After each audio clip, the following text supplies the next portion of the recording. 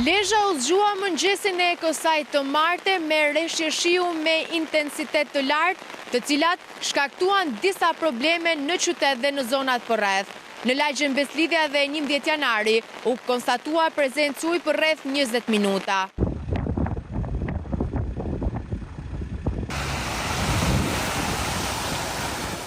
Prezencë ujë pati edhe në oborët e shkollave Gjergj Fishta dhe Kosova, ku si pasojë u ndërprej procesi mosimor. Prurë të shumta në Lumindrin, rritën ndjeshëm kotat duke arritur në nivelin maksimal, ndërsa ujë dëpërtoi në një pjesë të shëtitores në lagjen Skënderbeg. Edhe Lumi Gjadër ka kaluar kotat maksimale dhe po mbahet në monitorim të vazhdueshëm. Fushat e Zadrimës u përmbytën mëngjesin e sotëm, po ashtu edhe disa hektar tokë në Baldren, Kallmet, Zemen dhe Shënkoll. Probleme u shënuan edhe me furnizimin e energjisë elektrike në Shënkoll, si pasojë e dëmtimit të fiderit kryesor. Përmbytje janë regjistruar edhe në Mamurras, ku në disa shkolla është pezulluar mësimi.